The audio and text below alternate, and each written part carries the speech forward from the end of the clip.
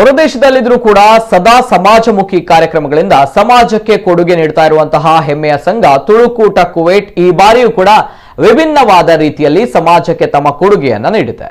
ಈ ಬಾರಿ keen to clean ಅನ್ನುವಂತಹ ಅರ್ಥಪೂರ್ಣ ಕಾರ್ಯಕ್ರಮವನ್ನು ಆಯೋಜಿಸುವಲ್ಲಿ ಯಶಸ್ವಿಯಾಗಿದೆ. ಕುವೈಟ್ನ ಇಸ್ಬಿಲಿಯಾ ಗಾರ್ಡನಿಯರ್ ಫರ್ವಾನಿಯಾದಲ್ಲಿ ಗಾರ್ಡನ್ ಕ್ಲೀನಿಂಗ್ ಉದ್ಯಾನವನ್ನ ಸ್ವಚ್ಛಗೊಳಿಸುವ ಕಾರ್ಯಕ್ರಮವನ್ನು ಹಮ್ಮಿಕೊಳ್ಳಲಾಗಿದ್ದು, ಕಾರ್ಯಕ್ರಮದಲ್ಲಿ ತುಳುಕೂಟ ಕುವೈಟ್ನ ಸುಮಾರು 30 ಸಮಿತಿ ಸದಸ್ಯರು ಜೊತೆಗೆ ಅವರ ಕುಟುಂಬ ಸದಸ್ಯರು, ಮಕ್ಕಳು ಬೆಳಗ್ಗಿನ ಜಾವ ಚಳಿಯ ವಾತಾವರಣವಿದ್ರೂ ಕೂಡ ಶ್ರದ್ಧೆ ಉತ್ಸಾಹದಿಂದ ಭಾಗವಹಿಸಿದ್ರು. ಇನ್ನು ತುಳುಕೂಟ ಕುವೈಟ್ ಅಧ್ಯಕ್ಷ ಸನತ್ ಕುಮಾರ್ ಶೆಟ್ಟಿ ಅವರು ಮಾತನಾಡಿ, ನಮ್ಮ ಜನ್ಮಭೂಮಿ ತುಳುನಾಡು ಜೊತೆಗೆ ಕರ್ಮಭೂಮಿಯಾದ ಈ ಸುಂದರ ಪರಿಸರವನ್ನ, ಸಮಾಜವನ್ನ ಶುಚಿಯಾಗಿ ಗಿಡುವುದು ನಮ್ಮೆಲ್ಲರ ಕರ್ತವ್ಯ ಮತ್ತು ಜವಾಬ್ದಾರಿಯಾಗಿದೆ ಎಂದು ತಿಳಿಸಿದರು. ಈ ಯಶಸ್ವಿ ಕಾರ್ಯಕ್ರಮದ ಯೋಜನೆ ಮತ್ತು ನೇತೃತ್ವ ವಹಿಸಿದ್ದಕ್ಕಾಗಿ ಚಂದ್ರಹಾಸ ಶೆಟ್ಟಿ ಅವರಿಗೆ ಅವರು ಧನ್ಯವಾದಗಳನ್ನು ಅರ್ಪಿಸಿದರು.